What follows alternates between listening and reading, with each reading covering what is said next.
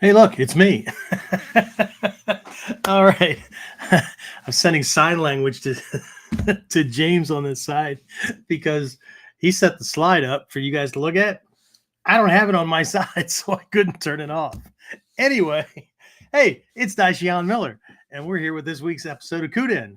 And yeah, what a start. Anyway, all right, we'll just add that right on top of the elephant herding and success. How about that, huh?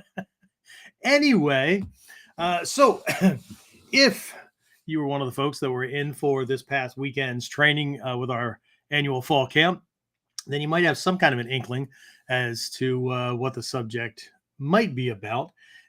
Because one of the sessions, as a matter of fact, the last session that I covered was taking a look at the theme for camp, which was blades, canes, and chains, and looking at those as symbolic items, right? Symbols that are on our secret mandala, right? From the Mikkyo mind science stuff, right? So anyway, so we're going to jump into those. Well, a couple of them, I think two, right? But anyway, we'll take a look at those for those who are interested, and I don't know, maybe a few other things when I get back. The big question is this: how are self-defense and success-minded people like us, concerned citizens worried about protecting ourselves, our loved ones, and the things we care about from the monsters we know exist in the world?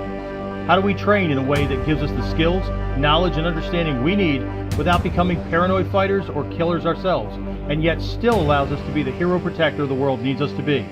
That's the question, and this podcast will give you the answers. My name is Jeffrey Miller, and welcome to KUDEN Radio, real training for real people in a real world. Sorry, I don't even laugh this much when I'm drunk. Not that I get drunk, but anyway, that was just funny. Sorry. If you signed in late, we had a little snafu at the beginning. But anyway, all right, so we're here, right? Episode 182. Jesus Christ. James, we need to start planning for something for like episode 200, right? So I'd be farther ahead if I didn't take a year off, or a year and a half off, but hey, it is what it is, right? So anyway, thanks to everybody for sticking around and engaging and just kind of supporting what we're doing. So awesome. So regardless of whether you're live on YouTube or Facebook or where the hell else am I, Twitter, whatever, I cut out LinkedIn because I've got some other plans heading in that direction. But or you're listening in on one of the official podcast directories, whether it's, I don't know what, Google Play or Pandora, whatever, right? As a matter of fact, the timing should be coming up pretty soon, right? When we got accepted at Pandora, they said there was a really good chance that we could be accepted onto, was it Sirius? Is it Sirius Radio? Yeah, awesome. Right? He's nodding in the background. You guys can't see him, right? I have him minimized so much that you can't even see him, right? So anyway, so shit. Anyway, but anyway, someone had actually sent in a question based on something we had covered a couple of episodes ago, kind of, right? But this is something that comes in a lot. So I'm going to deal with this before we jump into our regular topic, right? Because I really do want to answer folks, the questions that people send in. If I can help, then by all means. So the question was centered around the idea that, what do you do if you really want to do something? You got a lot of passion about it, but you don't know a lot about it, right? Or you're not sure if you know enough to get started, right? I mean, what do you do? And I get it, but what tends to be behind questions like this is fear, right? Fear of getting it wrong, fear of being embarrassed because you're not as good as everybody else. And well, no shit, right? I mean, you're just getting started. I had somebody one time, family member, as a matter of fact, wanted to take classes, and what was I? I don't know, 6th, 7th degree black belt at the time, and they really wanted to train, but they wouldn't. And the reason why they wouldn't was because, well, they were one of my family members. And so they thought that everyone would assume that because they were connected to me, they should already know more and be, at least a black belt or whatever. And I'm like, the hell, right? So um, it's just weird things get in the way. Some people think that they need to get in shape before they can start. Some people think that they need to, yeah, whatever, right? It's not the best time. Everything's got to be in order, whatever, right? But the one of these big fears is that they don't know enough, right? And so, people are going to laugh at them, make fun of them, whatever, right? Um, but anyway, the gist of the question was, what do I do? Do you have any advice? I said, yeah, start. Okay. You're not going to know what you don't know. You're not going to know. It's going to sound really weird. You're not going to know how bad you are until you start. Right. This came up over the camp weekend as well, where once you start, right, people are worried about, being out of shape. They're worried about not having enough muscle strength in their legs or whatever. And they're not flexible enough, whatever. Even if you're not, you don't know to what degree, right? And you're not going to know until you apply effort, right? So until you actually start doing things. And this is not just a martial arts thing. This is in everything, right? One of the things I learned a long time ago from my teachers was, regardless of what it is, regardless of what the goal is, right? The goal starts with desire. You want this thing, or you want to do it, or you want to be with somebody, or whatever, right? The next step is not thinking about it and doing a whole bunch of planning and whatnot, because anything that you put in place that way, any thinking, any planning, anything, right, is going to be flawed, right? Because you're coming at things with a whole bunch of assumptions, right? And no matter how much you read, no matter how many videos you watch, no matter how much surfing of YouTube you do, right? No matter how many techniques you memorize because you watched them on the monitor or whatever, right? It's not going to prepare you for when you actually do it, right? One of the jokes that I use, I borrowed from one of my teachers, right? We'd do something, he'd show something, we'd go to do it, and I'm trying to figure it out and everything. He'd walk by and go, yeah, it looks pretty easy, doesn't it? Yeah, well, yeah, it looks pretty easy. However, back at the ranch, right? Okay. So this is why, and again, we did an episode a long time ago, but to cut to the chase, and I apologize to those of you who were actually on that episode, but maybe it would be a good review. It sounds logical to want to do something and then approach it based on, the fact that you know what you're doing, right? Looks pretty cut and dry. Okay.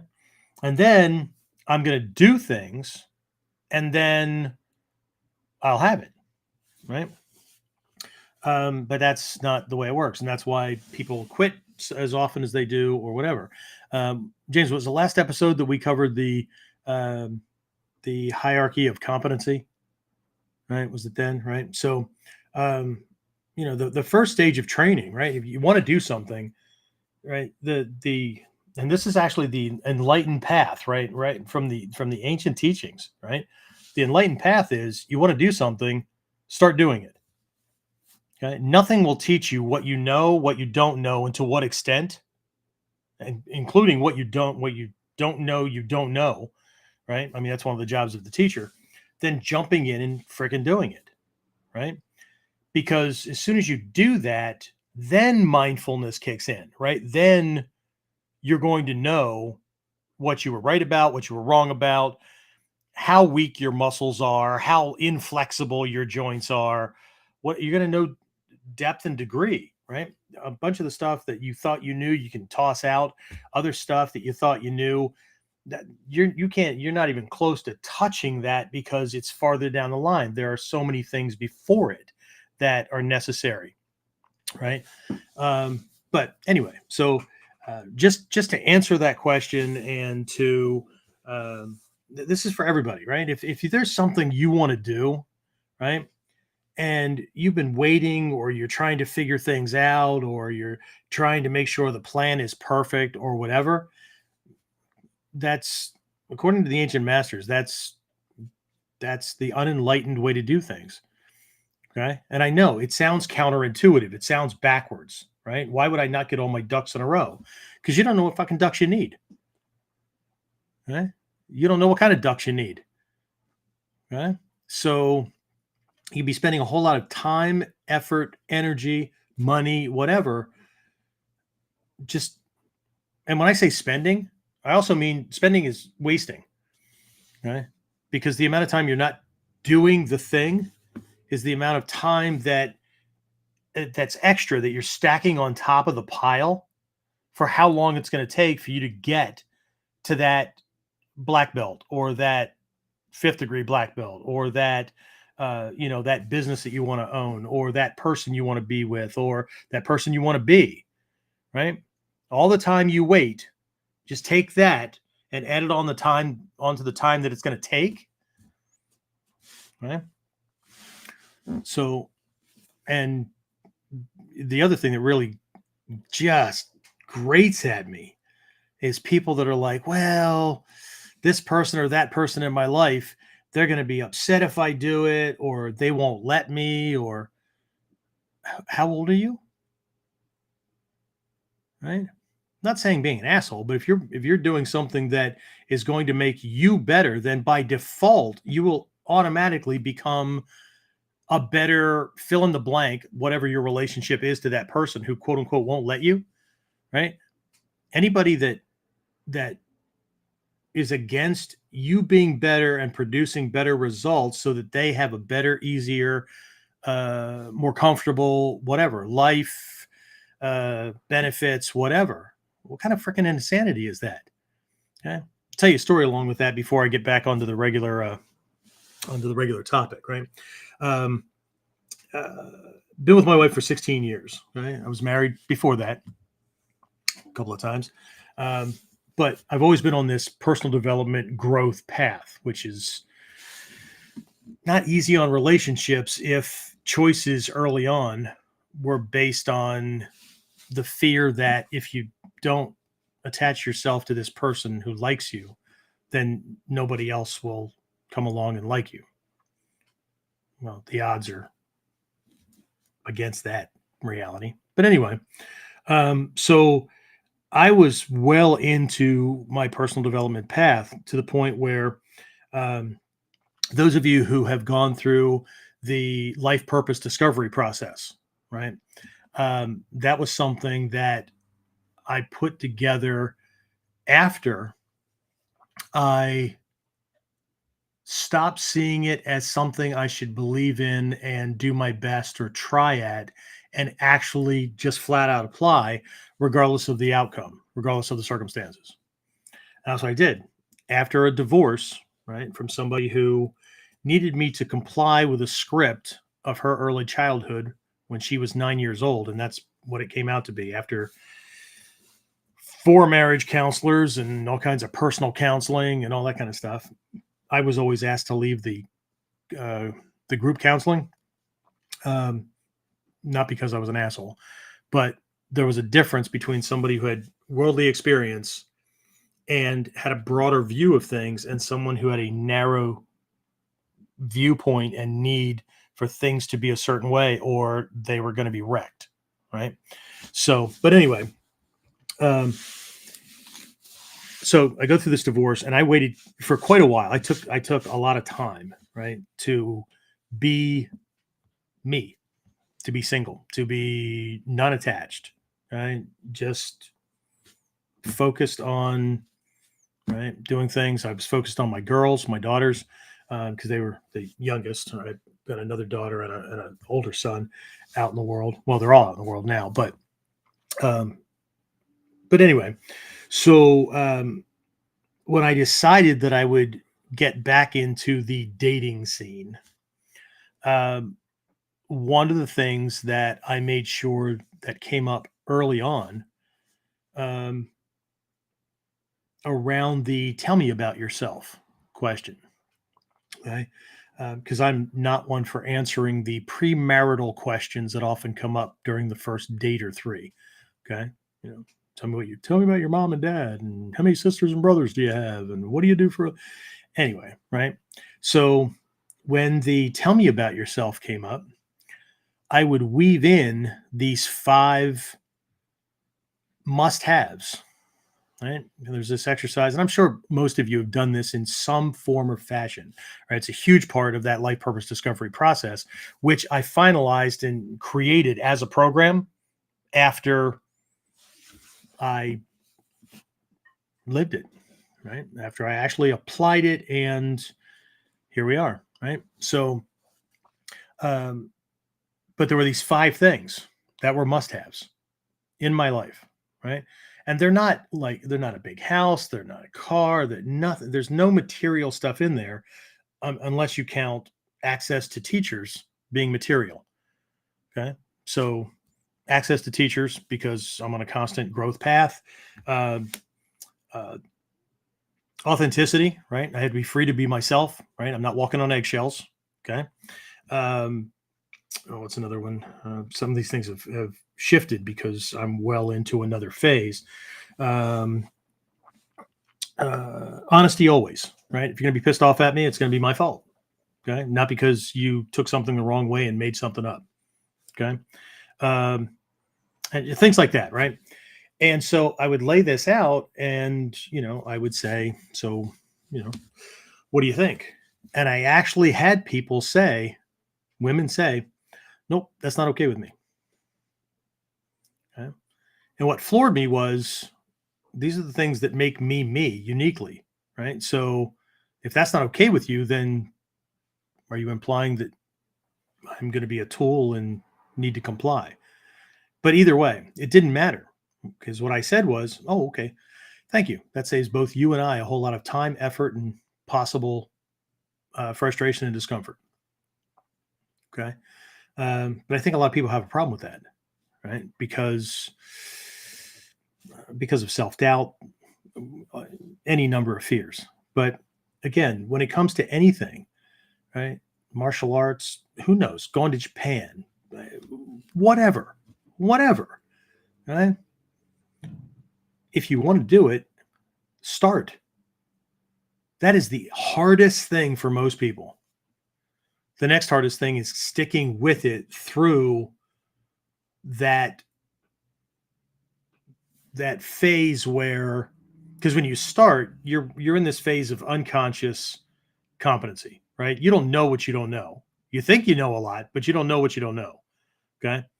The next hardest part for people is that phase of conscious incompetency, when you start to realize that this is going to be hard. Right? There's a lot that I don't know. Right? Conscious incompetency is, let's say in the martial arts dojo, right? Teacher demonstrates something, so I know what it's supposed to look like, but I can't make it look like that. Okay. And the struggle is to get through that. That takes the most effort, the most time, the most energy, effort, resources, right? But the cool thing is that eventually you'll work it out with enough time and desire and energy and study and investigation, and sometimes it's just the fucking tenacity. I'm not going to fucking quit. I'm going to do this. Right. And it's one thing to say it, and it's another thing to do it. Right. But you'll hit that level of conscious competency. I know what it's supposed to look like, and I can do that. Now there's a level above that. That's really, it starts to, the herd starts to get thinned out, right? I'm going to start using words that will help us segue over into tonight's topic, but this stuff all matters, because above conscious competency is a level called unconscious competency, right? You go from unconscious incompetency and you end up in unconscious competency. What the hell is that? That is knowing it so well, and it's so ingrained into you, into your habit patterns, mentally, physically, it's in muscle memory and all that, that you can't not do it. It becomes the new habit pattern, right? It's not something you have to think about before you can do it. If you have to think about before you can do it, okay, you know it and you can do it. That's conscious competency. And that's where most people stop. Okay.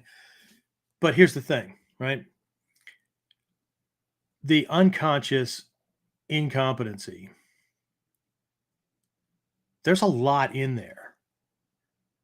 And most people only look at the skill that they're trying to learn. Okay. And most most people don't define the skill very well. Right. And what I mean by that, and I did the same thing for years, right? I'm studying ninjutsu, right? I'm studying ninpo taijutsu. I'm studying sword. Whatever, right? And I ended up at a seminar. It was a hush hush secret seminar that somehow got out because ninja can't keep secrets either. So, but I ended up at a seminar at I had two friends. They were partners in a dojo in Maryland, and I was invited to this. And you get there, and well, I can say it now. Hatsumi Sensei's retired. Shrek Sensei was teaching, right? And he was in town visiting friends. For those of you on audio only, I'm making air quotes.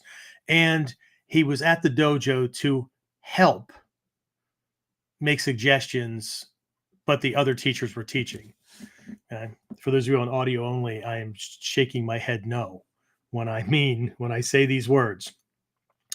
They were teaching and he was just helping. Okay. No, he was teaching. Right. So everything was kind of lumped into one thing. Right. And he had us lined up. He was showing this kind of a crash and burn roll recovery kind of thing. He was famous for these things, still is. People don't like them because, they're not pretty. Okay. And there's this goofy way that you get into them or whatever, but it simulates, you were thrown or you were knocked off balance and you're doing your best to not fall down. And there's this like unconscious stumble at first until you realize, or until your conscious mind goes, roll stupid. Right. And then you drop into the roll and save yourself. So anyway, we're doing this rolling. We're all lined up in these long lines and stuff. And we're rolling across the dojo. And I come up out of this roll. And I mean, we're doing a roll, stand up, whatever. And I come up out of this roll and he's standing right in front of me with this big old cheesy smile on his face. And if you know Shrei Sensei, when he puts that big smile on his face, he looks like, I don't know a better way to say this. He looks like the caricature of a Japanese person that you often see, right? He's just this big cheesy smile and whatnot.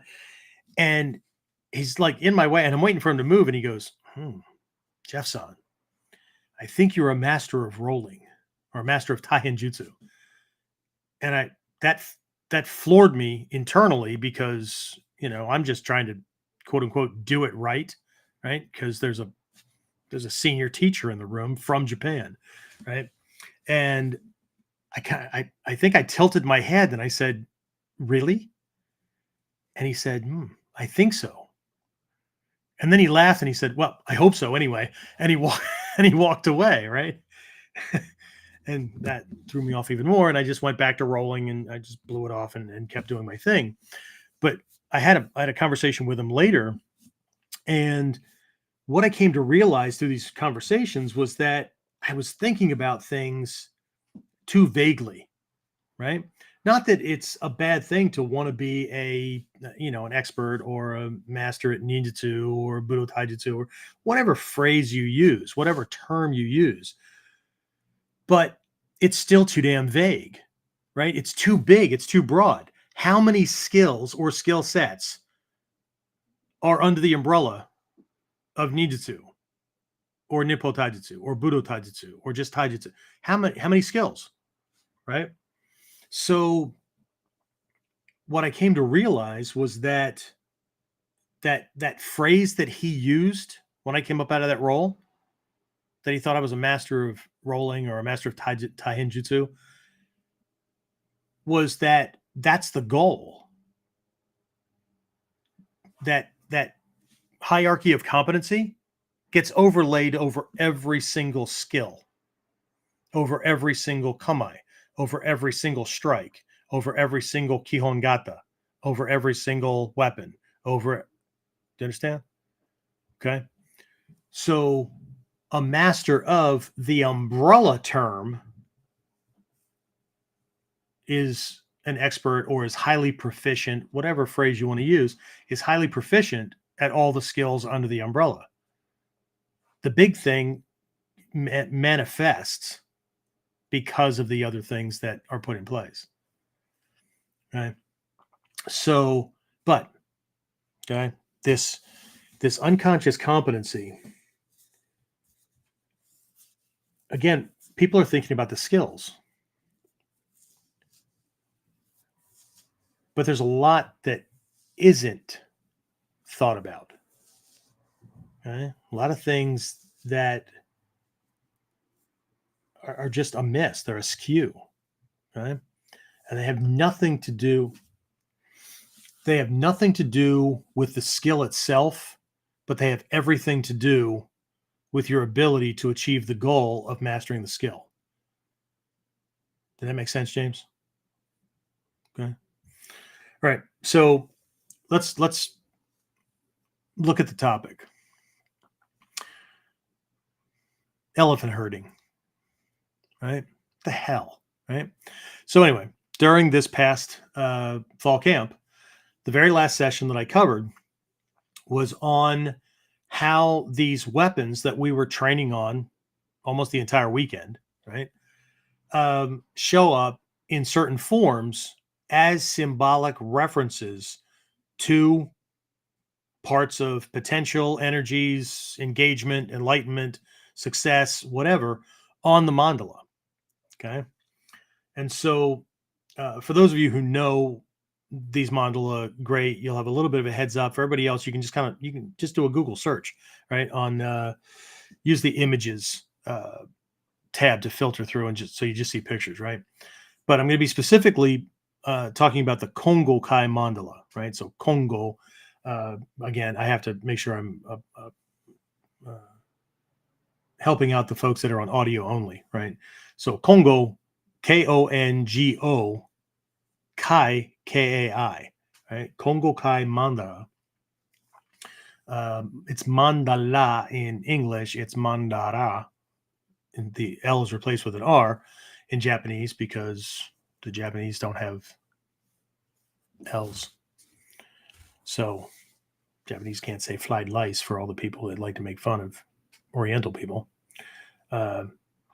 Anyway, so if you're familiar with the Kongo Kai mandala, right, it's the one with the 9 panels, right? At least the Shingon version of it. Okay, the Shingon version has the 9 panels, right? And in 6 out of those 9 panels, there's that 5 circle. It's almost like a 5 circles laid out like a Roman cross kind of positioning. Okay, they're laid out a little bit differently in the upper left and upper right, and then the middle one at the top just has what looks like one figure in it. Anyway, so that's the model we're talking about, right? In the Tendai, the Tendai school, the Kongo Kai mandala is just the center panel in the Shingon's version, blown up to full size. And long story, it has to do with how each school goes through things. It's the same 4 areas of training, same 4 levels or realms of training, but the 2 schools juxtaposition the Taizo Kai and the Kongo Kai mandala, which one is done first, and then the second one kind of fills in the gaps, right? In one school, it's one way, and in the other school, it's another way. Right? So anyway, the center panel in the Kongo Kai mandala from the Shingon school, the one most people are probably familiar with, around the outer edge, if you look really, really close, okay, there are these circles with an image in it, right? A character at the 4 corners, but then there's also one in the center between those dots, right, at the cardinal directions. So upper center, right center, left center, bottom center. Okay, those are the ones I want to talk about. Okay, I brought these things up during the camp because again, the focus is on blades, canes, and chains. And so I covered blades and canes a different way, but chains a little bit difficult, a little bit different, right? But chains could also be cords, right? Like a lasso, like the cord or lasso that Fudomyo holds in his left hand, right? That's really focuses on, well, at least for the beginner, focuses on the idea of the practice of meditation and binding up our inner demons and fears and anxieties and all that shit and getting them out of the way. But it also goes ahead and also represents the binding together of things. Okay, so my reference during camp was that we are all part of a group and we're all connected, right, by this thing. Needs to Mikkyo, whatever, it depends on the context. So back in the day, Stephen Hayes, his newsletter that went out to his students and subscribers and whatnot, in the earliest days, it was called Ninja Realm. But midway, late 80s, early 90s, I think, he changed the name to Musubi, Musubi, Musubi. Okay. Musubi is, it means tying or binding. It implies knots, right? But like connecting, it's like connections, okay? Binding, right? In Mikkyo, and again, I apologize to the audio only folks. You'll have to do a Google search or whatever with these kuji. But there's the outer bonds fist that have the fingers entwined with each other, outer bonds fist, and the inner bonds fist, right? So if I turn this around for the folks that are on video, right, that see how the fingers are all connecting, and it's symbolically creating coils, right? So it's a coil of rope, right? So things are bound together, right? So that represents the connection of those within the sangha, right? Within the community of practitioners when we talk about Mikkyo, or the connection between the students in a dojo. And Hatsumi Sensei, several times in his career, when the discussions came up about, he would say that somebody would never have a successful dojo.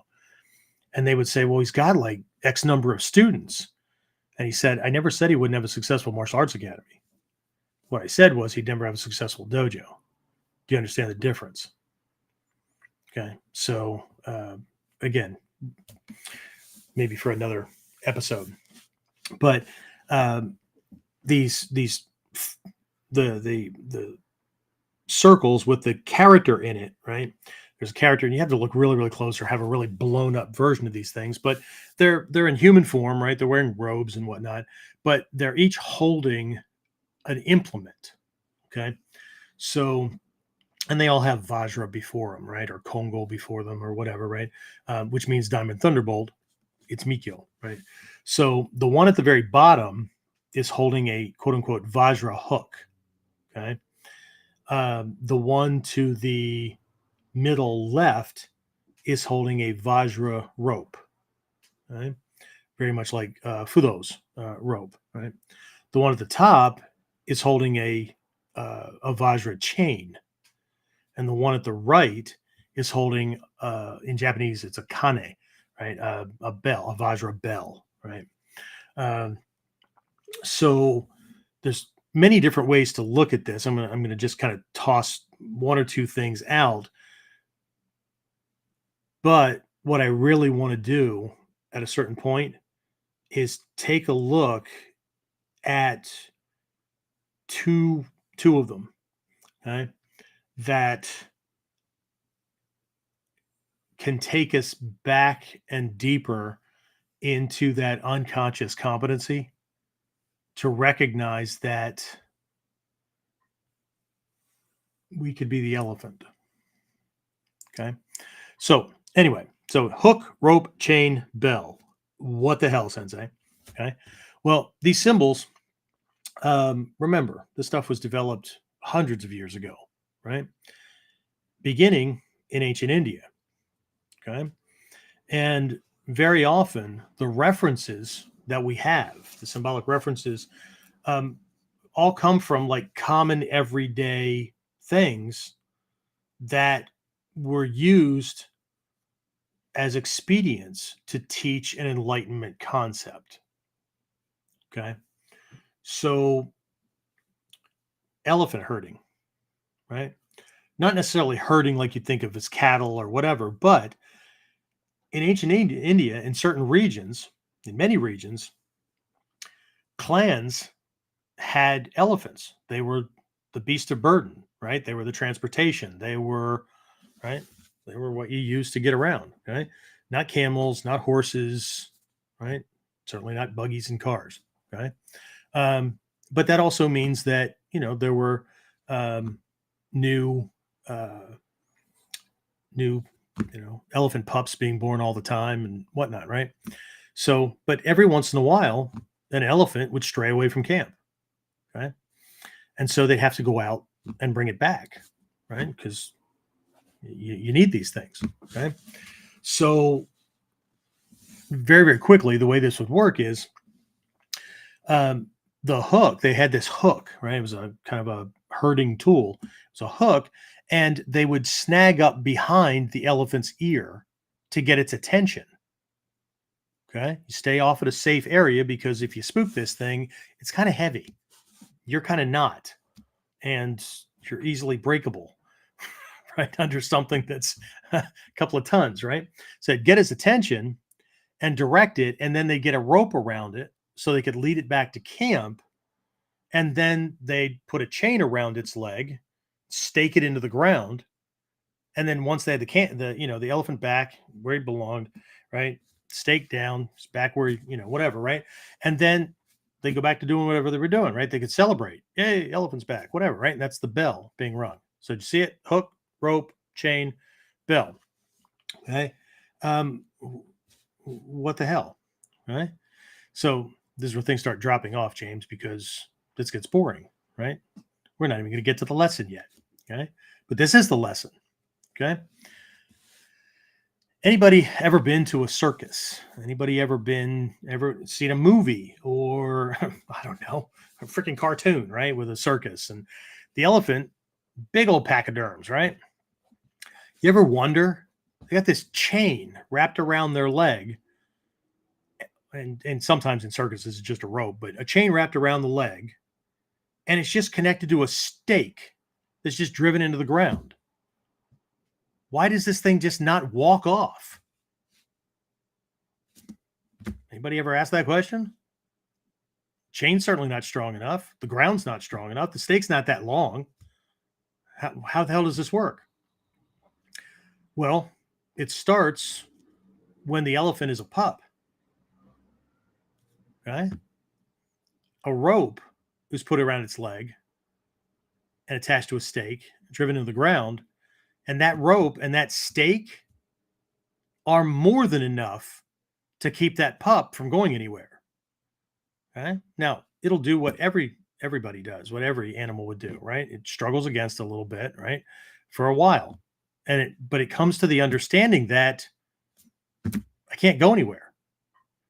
And it accepts its condition. And then as it grows and the rope isn't enough, then they use a chain. But they also use a chain because at a certain size, the elephant can't feel the rope. It's too light, right? So the chain keeps that feeling there, right? So it remembers. And all the way into adulthood, it remembers subconsciously, unconsciously, consciously. It remembers the struggle. It's pointless, right? So it stops trying. It stops trying to fight against the anchor. Okay.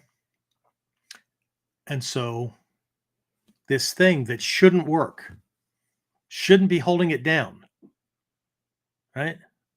It was something that happened in childhood. And here it is, fully grown, multi-ton.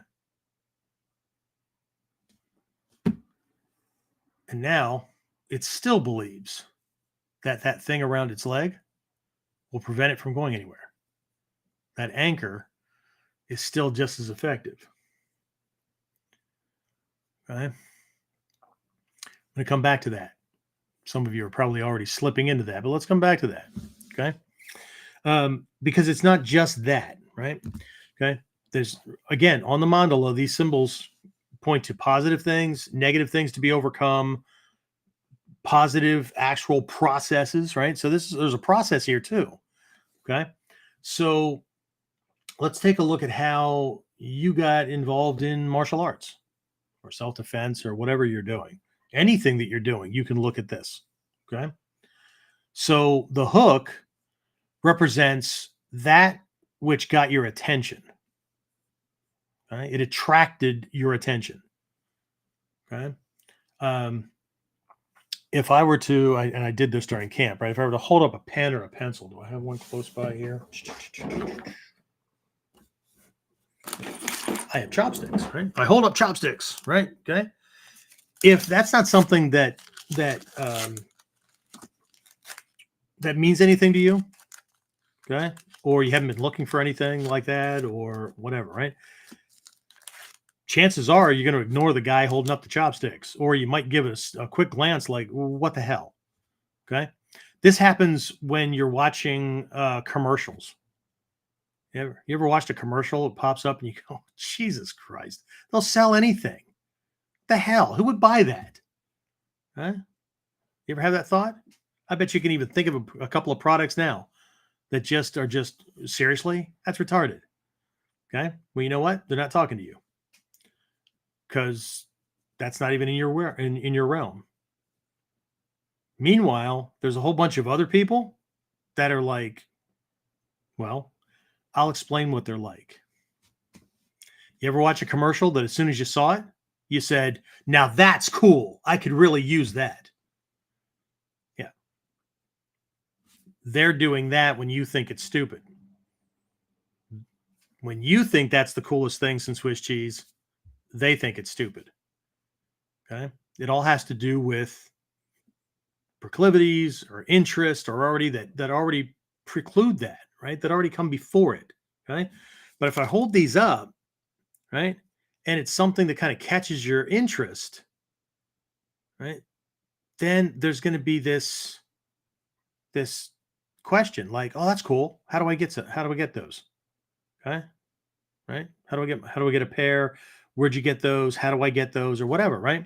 And then there's this process of leading you logically through the thinking process as to how to get it, how it will benefit you. Is this something that you're willing to put time, effort, money, attention, whatever, more work into, whatever, right? That's the rope. Okay. So there's this lead, there's a guy line, right? Called a leash, call it whatever, right? Where I have to follow this. I have to follow the breadcrumbs. I'll pull on the rope, right? They don't need to pull me because I need to figure out where this goes. And then there's this point where I decide to jump in, right? And just do it. Okay. So in the beginning of your martial arts journey, something got your attention. And you did research, you started asking questions, or you just listened to somebody teach or talk or whatever. You went to a seminar, you went to a class, okay? Tried it out for a while, okay? And then thought, this is cool, okay? But so you did it, but there came a point where you couldn't quit anymore. And it wasn't because you couldn't quit because you were under contract or you had some agreement that you signed or whatever. You couldn't quit because it was so much a part of who you are that you can't not do it. And I don't care if you switch styles 15 times. I don't care, right? It's not about that. Okay? You went from taking martial arts classes or buying martial arts videos and books and reading and trying things out or whatever to becoming a martial artist, where you apply the label to yourself. I am a martial artist. Right? In the beginning, if you tried that, and you might use it, right? But it felt funny. I'm a martial artist, but your mind would always snap to, you don't look anything like those other people that have been around for a while, right? You're still trying to figure it out. Where the hell do I put my foot? But at a certain point, okay, and then you started producing benefits. Not about winning fights, maybe, right? But your mind calmed down. Confidence went up. Discipline went up. You became more respectful, or even more respectful than you were in the very beginning, right? There's the bell, right? These benefits, right? Look at what you can do. Okay, so there's this process, right? It's a pretty interesting thing, right? 1600, over 2500 years ago, there were these reference points, and human beings are pretty much the same. We may dress differently, we may speak a different language, we may use different analogies, we may have a hard time understanding the original ancient analogy, but it's the same process. Okay. So before I double back and close a loop that I left open, any questions, comments, or complaints? James, anybody? Come on. There you go. Take over. As of right now, all I see is Dave Fletch says, "Good evening." It's October. Good evening.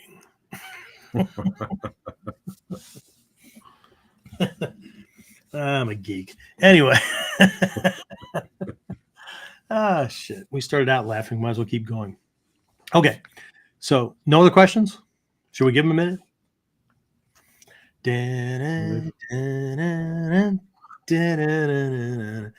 No? Nothing? Nothing.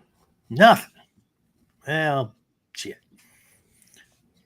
See, now I'm starting to think ahead for the Christmas specials. Okay. You remember when we were young and we watched all those Christmas specials like Rudolph the Red-Nosed Reindeer and stuff like that, and that one thing where he ran away and met the Klondike Cornelius, whatever. What hell was his name? Yukon Cornelius. That's right. it. He was prospecting for gold, you know, and he'd always like hit things with his pick and then lick it and go, nah, nothing. Yeah. That's what we got. I just need a pick now that I can. Nothing. That's not funny, right? We just lost 2 people because we got stupid. Anyway, all right. So, all right. So let's go back to this connection between unconscious incompetency and this process.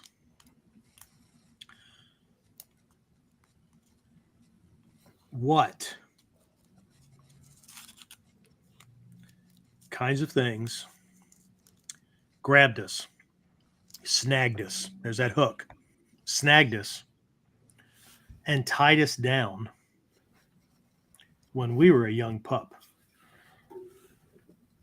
Or maybe not so young pup. And then we allowed it to become the thing that held us down. That now we either can't feel it consciously, doesn't really matter, but it's still holding us down. We're absolutely, at this point in our lives, capable of walking away from that thing and not being held down by it, not being anchored, not being pinned down. But we're like the elephant. We were conditioned,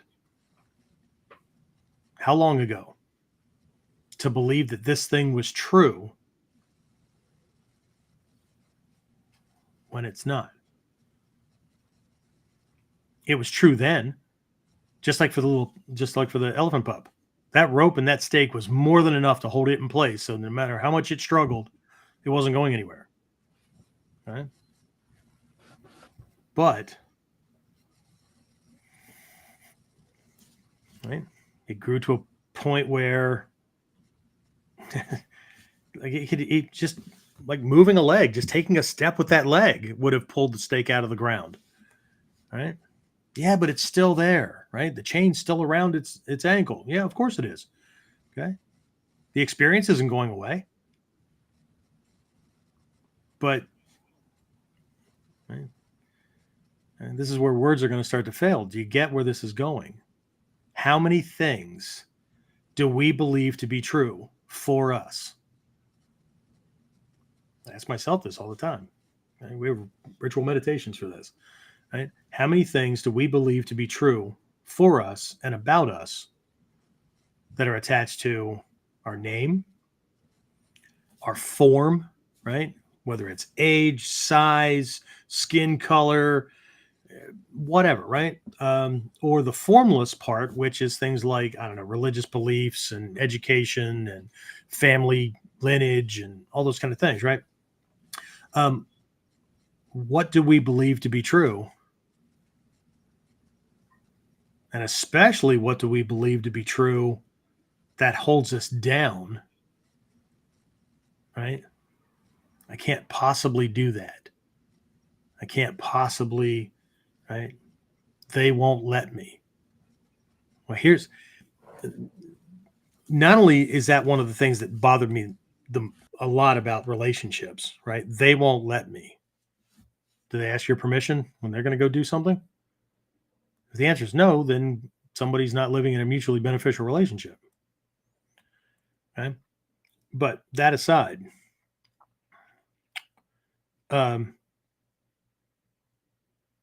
what's funny, not really.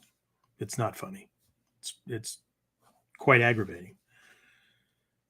Someone who says they won't let me and therefore doesn't act. Who is really holding that person down? The person who won't let them, or the person who's decided that somebody else has ultimate control over their life? This is either beneficial and it's empowering, or it's not. Because as far as I'm concerned, somebody who says they won't let me and doesn't find a way to negotiate, figure it out, make some changes, have a discussion, whatever it is, needs these empowering lessons more than almost anybody else. Because when they say somebody won't let me, and then they go into a state of inactivity and they don't act in that direction because, quote unquote, they're not allowed, but they're not a child. They're not allowed. They're not a slave. They're not a child. They're not an indentured servant, whatever. Okay. They're admitting powerlessness. And I know this is not fashionable speech. I get it. Okay? But if we wanted to be like everybody else, we wouldn't be trying to learn this stuff.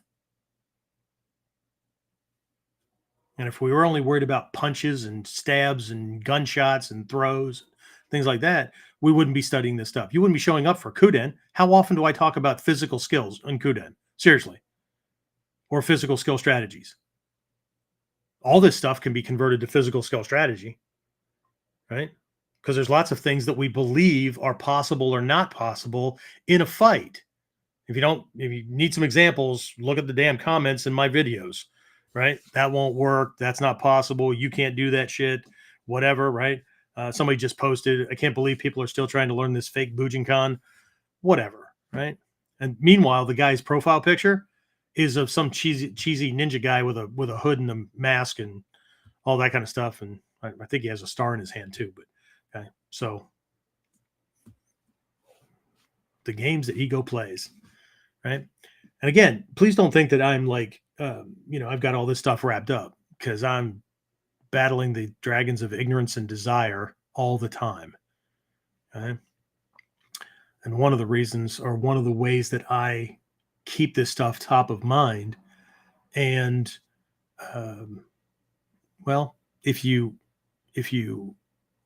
could just deconstruct the subjects, the lessons, or whatever in these KUDEN, sometimes it's the topics are things that I think that people really need. Okay. And sometimes the topics are things that I think people really need, but I need a booster shot. Okay. One of the reasons I'm doing the first 7 steps on the path of a Buddha course for people is not just because a bunch of people want to train in Mikkyo, and that's a prerequisite to doing that with me. So I needed a booster shot. Because when I teach those lessons, I hear my teacher talking to me. Hatsumi Sensei used to mention that. When he would teach a lesson, or he would read stuff, or go back over the notes with his teacher or whatever, he could hear Takamasa Sensei's voice. Interesting. So therein lies the crux of things. I know this wasn't very long or whatever, and the jump from ancient Indian elephant herding, right? But here's this little crux. It's this little thing, right? How do you train an elephant to be held down by a small stake and a small piece of chain when this multi-ton behemoth could simply take a step with the chained leg and literally walk away? How do you do it? You condition them. When they're too small to fight the stake and the tie down. And this isn't just things that happened in childhood. Groups of friends condition us. Influential teachers condition us. Positive and negative role models condition us, either directly or indirectly. Wanting to be just like them when we were young, dumb, right? And not really understanding that, well, he's getting what he wants, but he's a damn bully to do it. And then here we are, mimicking the same things. Okay. I've had to drop lots of role models in my life. My uncle was the dad I never had because my stepdad was an abusive ass. My uncle taught me how to fish, taught me all kinds of things, right? I mean, literally bought the stuff, took me out in the yard, put a hula hoop, one of my sister's hula hoops down at the end of the yard, right? And said, I'm not taking you fishing until you can cast this sinker, no hook, no bait, whatever, into that circle 9 out of 10 times consistently. Okay. I'll sit here and watch. And then he would correct things and all that, right? He taught me many different things, right? I modeled humor and how to tell jokes and make people laugh and whatnot off of him, right? It was my Uncle Frank. But there were that served its purpose until I realized that he was a philanderer and cheated on my aunt on a regular basis. Okay. So that had to change. So he was a role model, but in certain areas. But how many times have we accepted somebody as a role model and then we either didn't know any better or needed an anchor and then just, okay, and now it's set. I don't know. I don't know your context.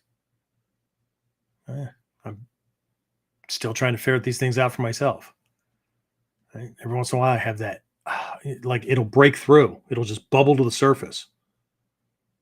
And I'll realize, holy shit, and then I can follow that down and try to ferret it out. Because this process, regardless of whether you call it ninjutsu, Mikkyo, whatever, this is a process of recreation. We created ourselves accidentally for the most part, right? But we were, molded and whatever. We accepted certain things anyway along the way, right? So the idea of rebirth on this side is not, we got anointed with water or anything like that, but we are making a conscious decision to become the kind of person and to have the kind of power and whatnot. But some of us, right? But one of the ways to find out that the rope is still there or the chain is still there is to think about something that you really want to do, or go beyond what your current definition is and see what that feels like. See what kind of emotions that brings up. Or see how quickly your ego makes you look at something else and you get distracted. You can't feel the rope, you can't feel the chain, but you can feel the tug. Okay? But the reality is, you can do whatever you want. You can be whoever you want. Okay? But we've got chains and ropes that are wrapped around. I'm not in that class of people. I'm not that kind of person. I don't have enough money. I don't have enough time. People like me can't do that. Or usually we depersonalize, right? People like us can't do that, right? I bet there's at least 5 things that you do right now in your life that most people don't do, that most people can't do. So guess what? To them, you're one of those people.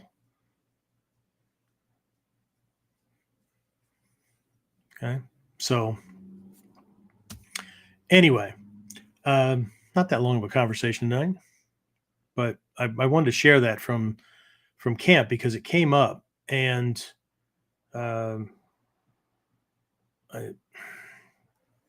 it came up incidentally because of the lesson, but I thought this was something that shouldn't just be limited to people that were at camp or that got the videos or whatever, right? If you did pre-order the videos, James will be working on those things this week, I'm assuming, because they're all uploaded. He just needs to. But this is the first camp in forever that we used a multi-camera system and a studio-like thing to keep changing angles and whatnot. So there's a little bit of extra editing at the front of all these things that he has to do. So, but anyway, but I wanted to make sure that also, while this was still top of mind for me, that I thought it was worth putting out. James, you were at camp, right? Anything you want to throw on top of this? What kind of came up for you when we were doing that lesson? For me, it's just that it went back to, I think I said it during camp that we had a KUDEN a couple weeks to a month ago where we covered anchoring bias, and it sort of tagged right along into the literal anchoring, like the stake in the chain idea. And well, you know, that is you putting the chain around your leg and sticking the right. Spike in, right? Most people, everybody's heard of conscious bias or, unconscious bias because of all these social agenda things and whatnot. I'm not saying they're there or they're not there, but people like to rub salt in wounds or create a wound where one didn't exist, right? But very few people know about this idea of anchoring bias, where the first thing that you encounter, whether somebody taught it to you, you bumped into it, you translated it the best way you could, or you just came up with this expedient belief, and then it becomes this concrete block. It just becomes that everything else gets gauged and based on that initial thing, right? My first teacher taught me this, and then everything else, right? Then everything else I do in my life, every other martial art, everything, I'm always looking for. You mentioned that yesterday, I think. Was it yesterday? Where somebody had contacted me and really wanted to train and wanted to do some ranking, all that kind of stuff. But then they looked into the belt color system that we use for the modules, right? And their question was, since when does the Bujinkan have an orange belt? The Bujinkans never had any belts other than black belt until these other things were created by Westerners that then became kind of an expedient. Oh, that's a good idea. Because from the earliest days, everybody wore a black uniform, so everybody wore a black belt. And if you didn't wear a black uniform, you were brand new, and you wore a white uniform and a white belt. And then you wore a black uniform with a black belt, but your rank wasn't the belt. The rank was the patch system that went on the uniform that was a certain color combination and stars. But everybody does it, right? The way they were introduced to it.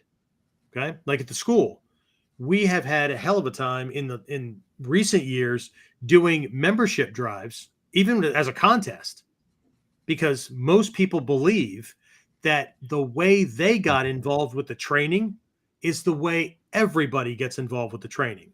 So if they saw a flyer and they made a phone call, that's how they assumed that everybody did it.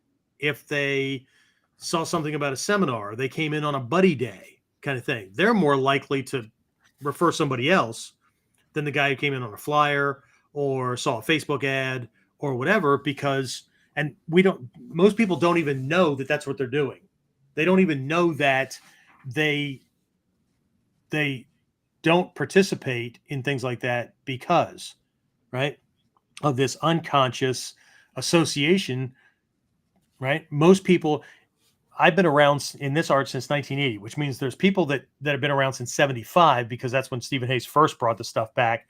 Then he went back to Japan for that longer period, and then came back in 80-ish, 79, 80, something like that. And then I got involved in 80, more formally in 81, and then just, kept going, that kind of thing, right?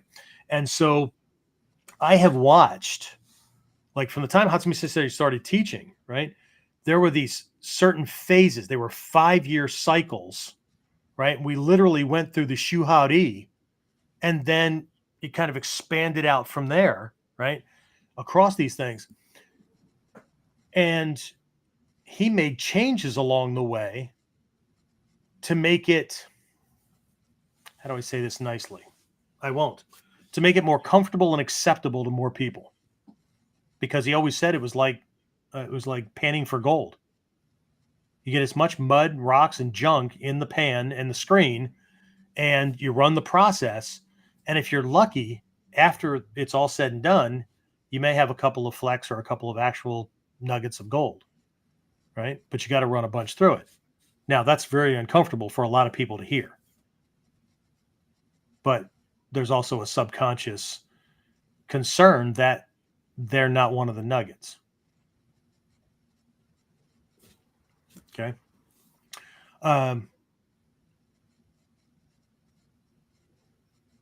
But I watched all these changes, right? There was a year, was it 86? Something like that, right? It was one of those, it was mid to late 80s. He made a public announcement, right? I mean, when I first got started, the highest rank in the Bujinkan was 5th Dan. And at 5th Dan, you could establish your own network, your own organization, right? You were a Shidoshi, right? And so you could do this thing, right? And then we had a shit ton of Shidoshi. So 5 more ranks were added, okay? And Shihan was a concept, purely Japanese. I mean, it was based on and around the way the Japanese normally use the term Shihan.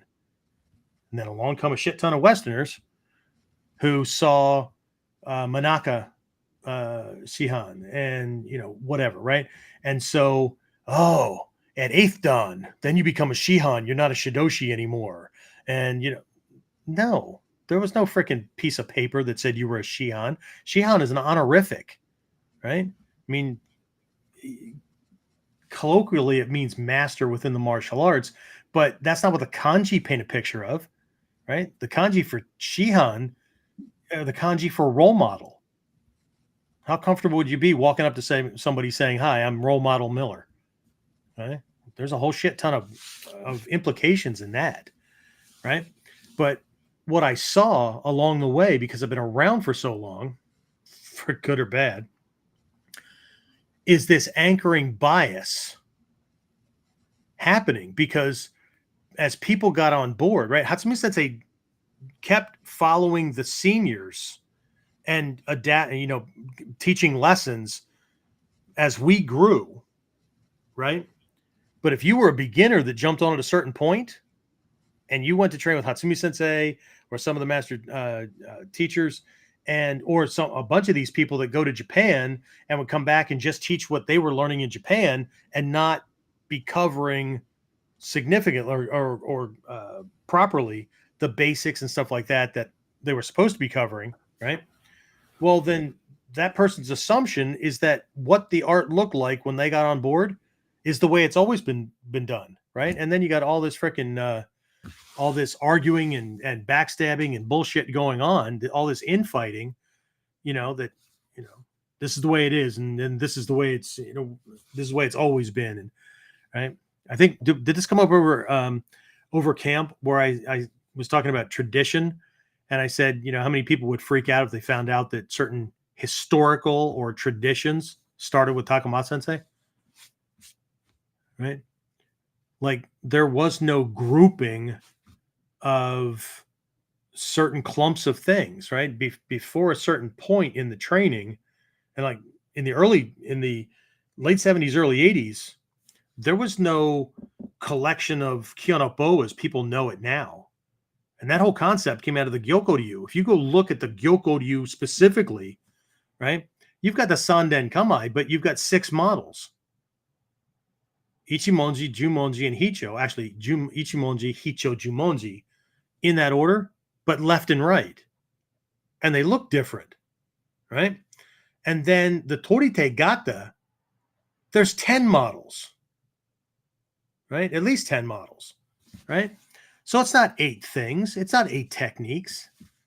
But, right, these things became expedients. They became things, right? I remember way back in the very early 80s, there was this one Japanese instructor, Muromatsu. I think it was Muromatsu. Really skinny, really rough looking guy. Been training for a long time and was really freaking good.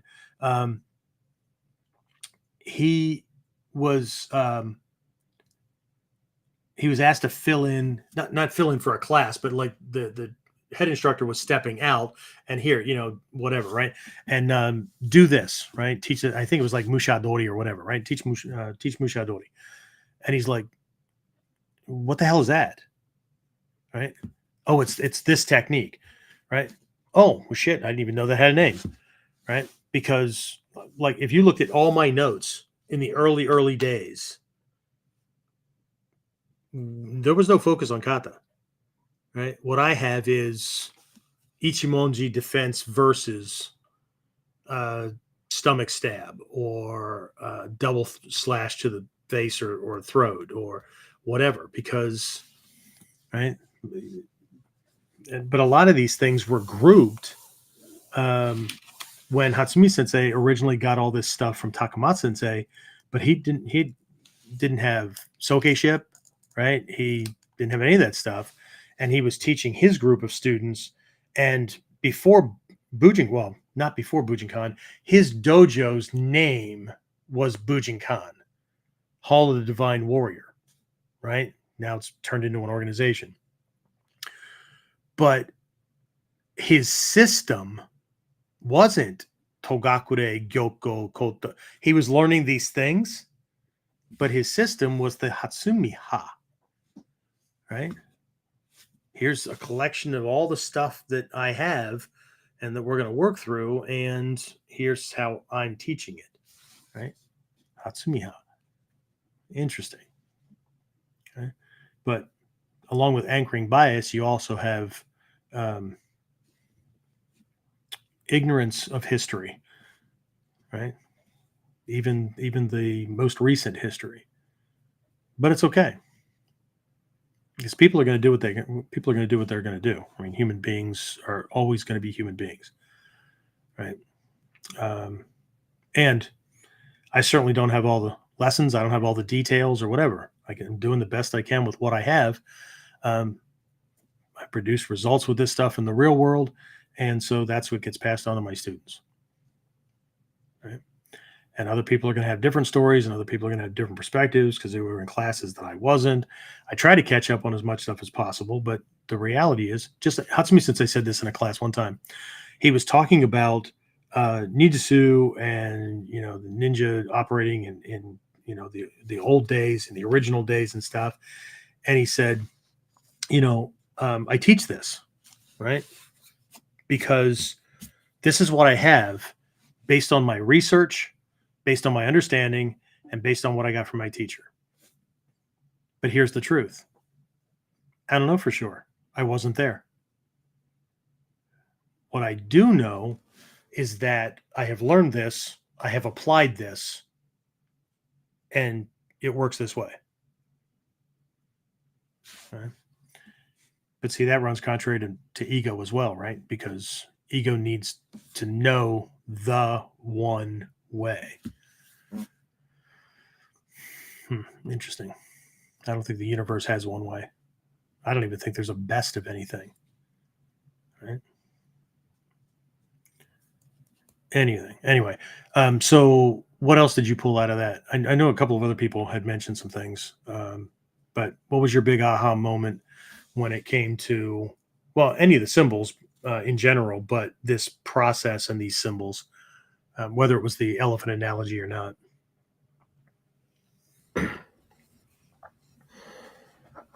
I think it was like that elephant analogy thing, that there's things like there's the stake and chain thing that's holding some things in place. And for me, that's where it connected, that anchoring thing, whether it was there from something else that happened or whether I stuck that stake in the ground at some point myself and basically forgot that it's there, kind of thing.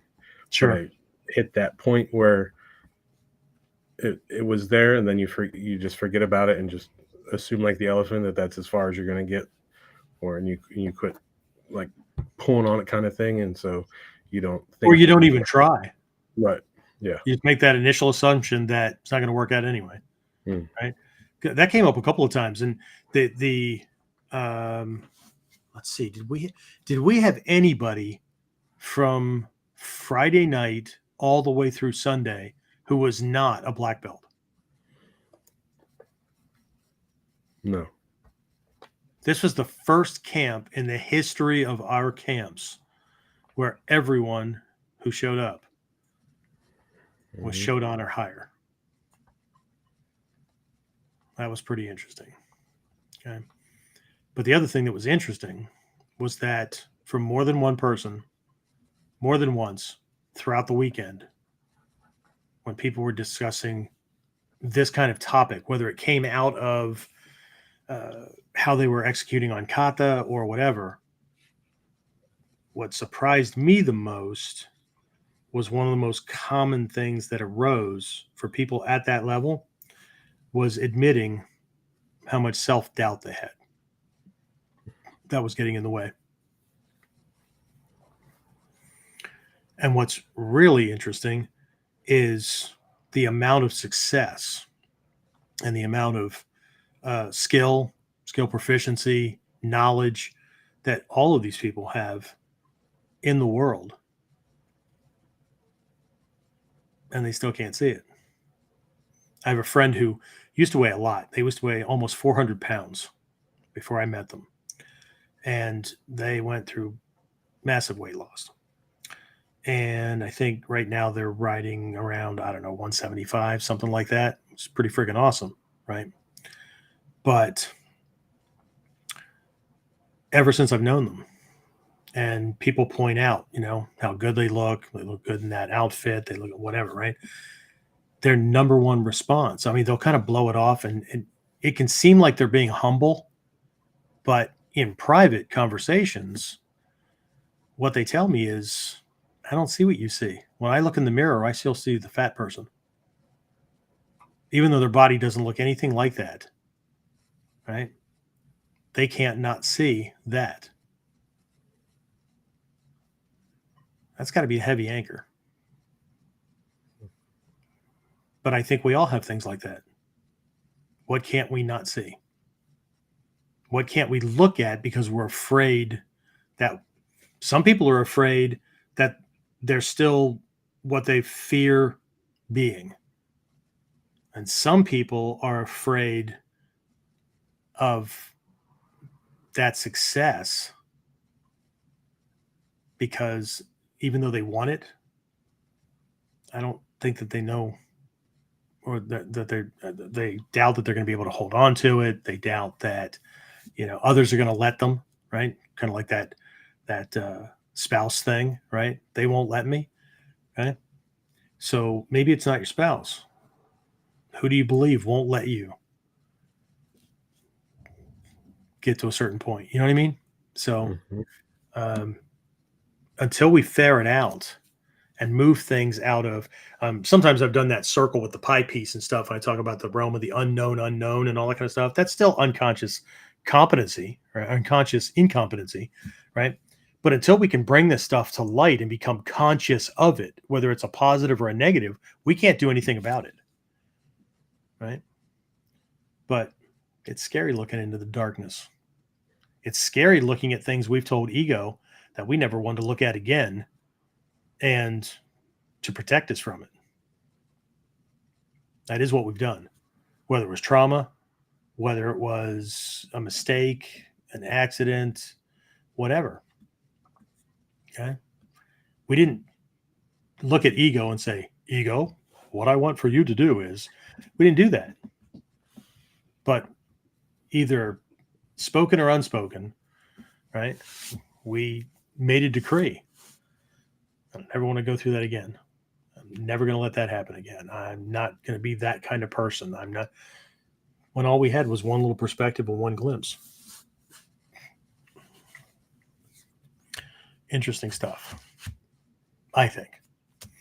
Anyway, any other questions or comments pop up while I was just dragging on, just droning on? Dave Fletch says, seems like a good example of some of our society's major problems. All that needs to happen to fix them is for people to step forward. You guys ever watch the movie The Matrix? You know the part where he gets jacked into the thing for training and all that, and they put him in the program with the woman with the red dress. You know that part in there, right? And she walks by and gives him that look, and then he turns around and it's an agent with a gun in his face, right? Do you remember Morpheus's lesson? Because I was transfixed through that first movie. I think they screwed up 2 and 3. They did their best, but the Wachowski, well, they were brothers then. Now apparently they're sisters. Whatever. They had moved the production so far away from California, it wasn't even funny. So it was impossible, or really, really difficult for lazy executives to be checking in on them. So the first movie was the truest to the 4 books, the essence and the principles and concepts within the 4 books that Keanu Reeves had to read before he could even look at the script, right? One of them was the Tao of Physics, and there was all kinds of stuff, right? But anyway, that lesson, right? Morpheus said that not only could anybody be an agent, right? But some people are so intensely or hopelessly dependent upon the system that they would kill to keep it in place. So while if all we need is for people to step up, there will be 10 or 100 more counterbalancing them because they need for things to stay in place. I'll give you a quick for instance. What if income tax became not a thing tomorrow? What if the fact that it's been mistranslated for decades, and the reason why your name on tax documents is in capital letters, all capital letters, was to force you out of a Title C into a Title A? It's C and A, right? So A is corporate tax. C is individual tax. Okay. C is voluntary. A is not. The way the tax code is written, Business names are to be in all capital names, all capital letters. Individuals are to be first letter capital, the rest lowercase. We'll not dig into that, shall we? Okay. But what if there was this huge push? Hey, no, this needs to go away. How many people's livelihood is dependent on the tax code being exactly what it is? And how many of them would fight to keep it in place? Tax preparers, registered agents, people who work for the IRS. I'm just talking about here in the States, but this would be across the board in any country. How many people's livelihood, safety, and security is dependent on that system remaining exactly the way it is? People like to say follow the money. That's a good start, but they're talking about just following it to the rich people? No.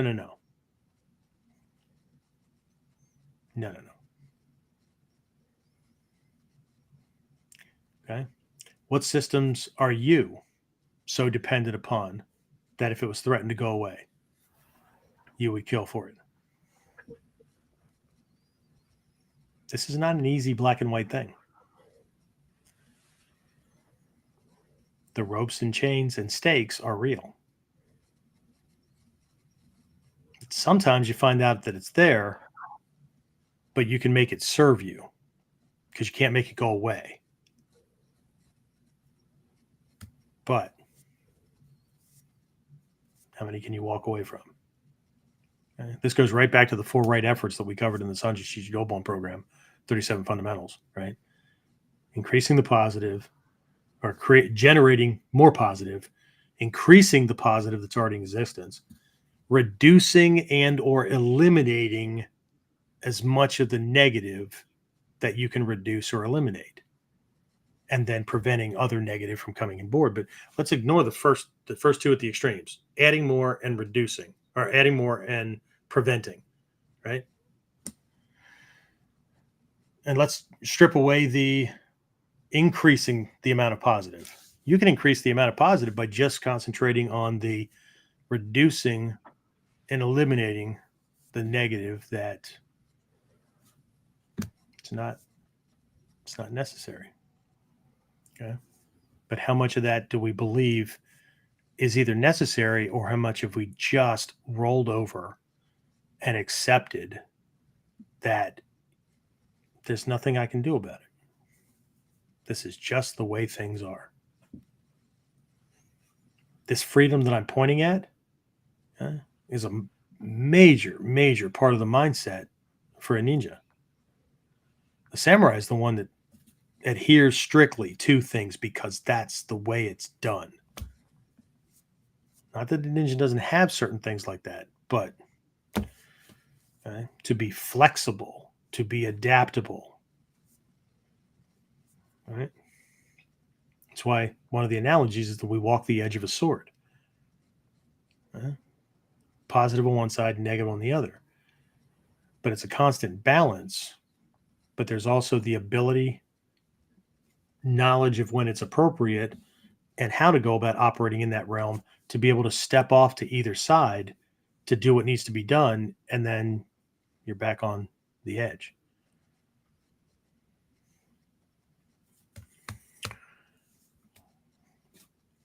Anyway, anything else? Jeffrey Fletcher said, definitely looking forward to the camp videos. Sadly, my work schedule prevented me from attending virtually. I know. If you don't show up for things, I know it had to be work, and I know that you probably ground your molars down a little bit farther. I would. I've got people that are just that if it wouldn't be for work, they'd be in class all the time.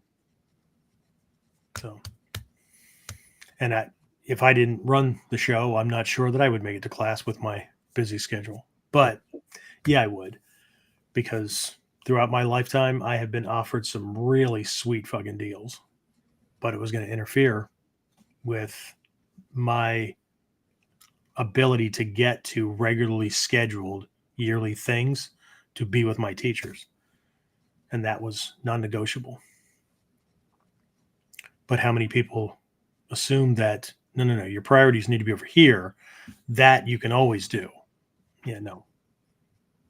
That I had to do, put all my eggs in one basket, get that as quickly as possible so that I could be more effective in all these other realms. Here's a chain or a rope and a stake for you. All right. How was this worded?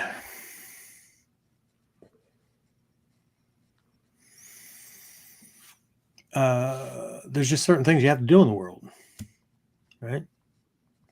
You can't get out of it.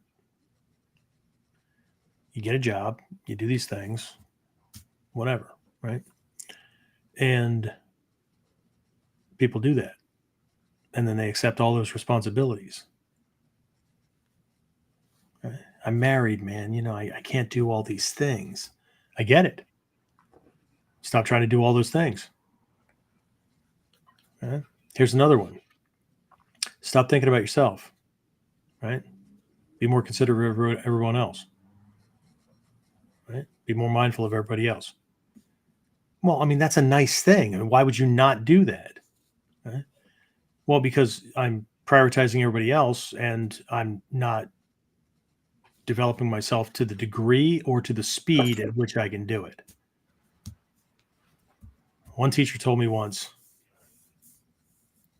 I know you were taught to not be greedy when you were growing up. I'm telling you to be greedy. When it comes to this stuff, you be as greedy as hell. You were taught not to be selfish growing up. I'm telling you to be as selfish as hell. When it comes to yourself and getting this stuff, you be as selfish as you can be. Because when you get this, right, you're working to make yourself better. While it looks like it's all about you, what people miss is that the better you make yourself, the better you make James, Jeffrey, Dave, whatever. The better you make yourself, simultaneously, you make yourself the best father, husband, friend, employee, employer, whatever. Fill in the blanks that you can possibly be. So what looks like selfish, and this is where Mikkyo makes this distinction, what looks like selfishness is actually compassion for all beings. Because you will always be who you are when they encounter you. The question is what is that thing that they're encountering? And what kind of abilities do you have to help? The ropes and chains run deep. Okay? This is not about not being selfish. This is not about not being greedy. Because there's negative greed, there's negative selfishness. But if your perspective, I'm not going to tell you what your perspective should be. My perspective is if I make myself as powerful as I can be, as skilled as I can be, all these things, the best version of me, this is not just about Jeff, Daishihan Miller, whatever freaking term we're going to use. I make myself the best because no one operates in a vacuum. What do they say? No man is an island, whatever, right? You are always in a relationship somehow. Even if it's with a stranger you pass on the street for a momentary blip in time. The clerk at the store during the transaction, you exchange a couple of words, whatever. Okay? So whatever you do with yourself, you do to all human beings. You do to the universe. Because you're in constant, you're not separating yourself from it. You're in it, right? There's a constant relationship. So whatever degree, whatever stopgap you've put in place, okay, you've told the universe, this is as good as you get from me. I know you didn't use those words, and I know it wasn't conscious, but it doesn't make it any less true. That's something that I accept. That's something that I believe in my soul. Although I don't buy the unchanging soul theory. That doesn't say I don't have one. Just it's not what most people think. Anyway, so anyway, give it some thought. And if it's too much, I understand if this will be the last time that we engage with each other. That's the risk that every teacher takes every time they teach a lesson. Because we're all free to choose. The question is do we know what kind of choices we have? 2, do we know how powerful that power to choose really is? Or do we know how much we've stifled that power? I don't know. I don't know your context. I can only know my own, and I'm probably still just scratching the surface on that too. Anyway, James, you have anything else to throw on top of this? No. No. Damn me. Anybody else? Questions, comments, complaints, topics for next time? Dave just said it's the slave trade. Of course it is. But we sell ourselves into servitude. That was in the Matrix too. You were born into it, right? You have a red pill, blue pill moment all the time.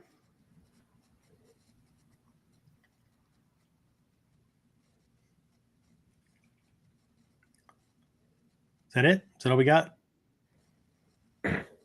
Yeah. See, I probably put people to sleep again. They probably show up. I'm the replacement for Salmonex or something like that. All right. So our next big event, let's see. Our next big event is in January. What is that? The 5th, 6th, and 7th? Double check my calendar here. Yes. January 5th, 6th, and 7th is our yearly Daikomyosai. We do it as a New Year's kickoff thing. I know within the Bujinkan, Daikomyosai is typically in December, but everybody and their brother does it in December. Unfortunately, in the West, that is right in the middle of holiday season. And now with hundreds of thousands of people doing the art and how many hundreds of teachers that are out there and whatnot, and everybody tries to do Daikomyosai on the same freaking weekend, and then they all complain because there's only a few people showing up. Well, we moved ours.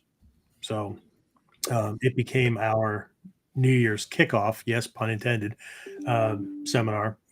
And so I'll start having information coming out about that soon. And well, we have the dates, right? And is that already set up on the events page on onlineninjaacademy.com? I believe so. I think people can register for it. I don't think I have a topic or a theme, a weekend theme planned yet. Right. Okay. So that'll have to, that'll be the thing that I wire in. But we'd love to have you come in, train. If you're one of the folks that are really close to me and I have some sense of what your skill set is, or we can talk about what your skill set is, there are 4 breakout session spots currently available on Saturday and Sunday afternoons. And I'd like to have other instructors teach certain things, so it kind of broadens things out. But if we have a really, really big turnout for this one, then there may be 6 or 8 breakout slots, because I would double book breakouts. We have two classrooms in my dojo. So we would double book breakouts, and then what my goal is to get things back to being big enough that when students come to an event, they can't possibly do everything.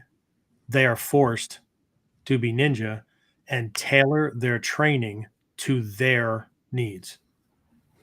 Or you can do what I did when my teacher did this stuff, and I would take a group of students, and then everybody would go to different breakouts, and then we would pull our notes together so that we didn't miss anything, because that's what ninja do. Okay. There's that. Also, our Foundations of Ninja Self-Defense course. We've been reshooting everything and running people through this Module 1 course. It's nearing its end. We're in week 13 out of 16 weeks. We just entered into that. So information will be coming out for Module 2, which is our ninja realm of the strategist, the tactician. There's probably another cool name that I have to it or whatever, but that's going to be out, and it's going to focus on these bladed profiled kamae, Seigan. What do we have? Seigan, Ichimonji, and Doko, right, across the 3 primary striking lineages, Gyakute, all that kind of stuff. Of course, anybody that's currently in Foundations program, if you want to just upgrade into the full program and then just move through it, that's what the Platinum program is all about. You can just do, well, James, you were in that for a while, but now you're doing something different. But we've got people all around the world that are just in that, and then they have access to all kinds of extra training as well. Or you can just do it like you've been doing it, a la carte. Just do Module 1, then Module 2. But you don't have to have done Module 1 to do Module 2. What you may find is if you move down farther or whatever and skipping over things, some of these things do rely on skills that I teach earlier. And here's the other thing to know. I don't just take a bunch of things and put them in a box and go, that's for that rank. And I put stuff in a box and I go, that's for that rank. The way a lot of martial arts operate, this stuff is all foundational, right? And so just like the Sanshin, Suno Kata kind of requires that you know Chino Kata to be able to do it well, because Chino Kata is in Suino Kata several different ways, right? Kano Kata, same thing. Funo Kata, each one kind of has the things below it in it, which makes them better and better and better, right? And then you get to Kuno Kata, which is your introduction to Kyojutsu Tenkan until 2nd or 3rd transmission of the same thing, where we realized that shit, Kyojutsu Tenkan was in everything. But what do I know? All right. So hopefully you guys will be able to make it for some of this stuff. That'd be really cool, right? Love to get back to having enough people at a camp where we can have our Saturday evening stealth training exercise again. That'd be cool, right? But again, everybody got more ropes and more chains and more poles in the ground. Just how conditioned did we get from COVID? While complaining about it, how conditioned did we get by the quote unquote new normal? What has become our new normal? Interesting. Okay. All right. Anything else? Any last minute questions or comments? No, sir. Nope. All right. Well, in that case, I'm going to wrap this up. I will talk to everybody again next time on KUDEN. Get more of KUDEN Radio. Subscribe through your favorite podcasting site, or join our clan of serious modern warriors at onlineninjaacademy.com.